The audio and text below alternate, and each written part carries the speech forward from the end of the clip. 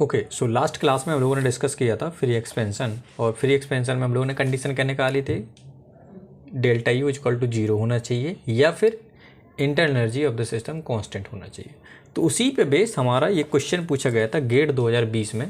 Question को ढंग से पढ़ते हैं, देन इसके बाद हम लोग रिजल्ट निकालते हैं। क्वेश्चन क्या था कि as shown in the figure an ideal gas is confined to a chamber A of an insulated container with vacuum in chamber B.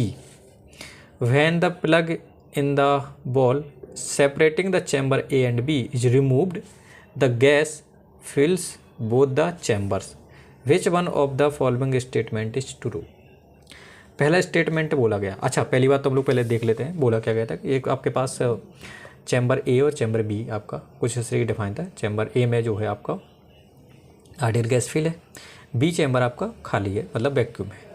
और ये सेपरेशन था, सेपरेशन को जब रिमूव कर दिया गया तो उन्होंने बोला कि ये आइडियल गैस दोनों चैम्बर में भर जाती है। अच्छा ठीक है, इसके बाद उन्होंने बोला कौन सा स्टेटमेंट आपका सही है। तो अब आप एक चीज़ और यहाँ से देख सकते हो कि यहाँ पर आइडियल गैस था, यहाँ पर वैक्यूम था। जब रिमूव कर देंगे तो क्या होगा, इस आइडियल गैस का एक्सपेंशन होगा, राइट ना।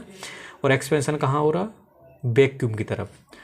और चैम्बर कैसे हैं हमारे, उन्होंने बोला था कि जो चैम्बर है ना इंसुलेटेड कंटेनर है। इंसुलेटेड का मतलब क्या है, हीट का सप्लाई जीरो है विद द सराउंडिंग।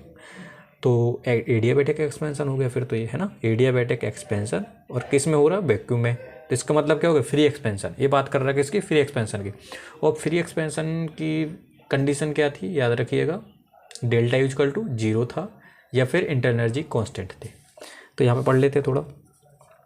तो बोला गया है कि temperature of the gas decreases as it expand to fill the space in chamber B। तो उन्होंने बोला टेम्परेचर की वैल्यू, ये टेम्परेचर ऑफ गैस जो था हमारा वो डिक्रीज हो रहा जैसे जैसे एक्सपेंड हो रहा इन बी की तरफ।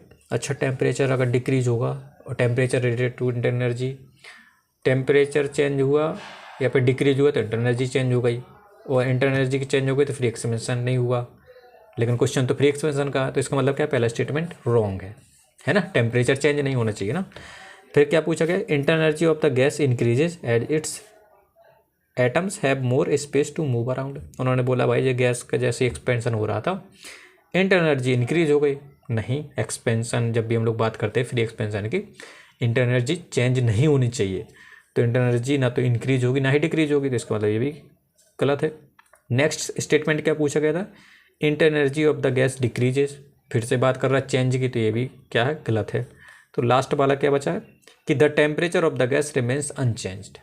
इसका मतलब क्या, अगर टेम्परेचर गैस का कांस्टेंट रहता है या अनचेंज रहता है तो इसका मतलब क्या, इंटरनल एनर्जी भी कांस्टेंट रहती है। और अगर इंटरनल एनर्जी कांस्टेंट रहती है तो change in internal energy zero होती है, और वही फ्री एक्सपेंशन का स्टेटमेंट था।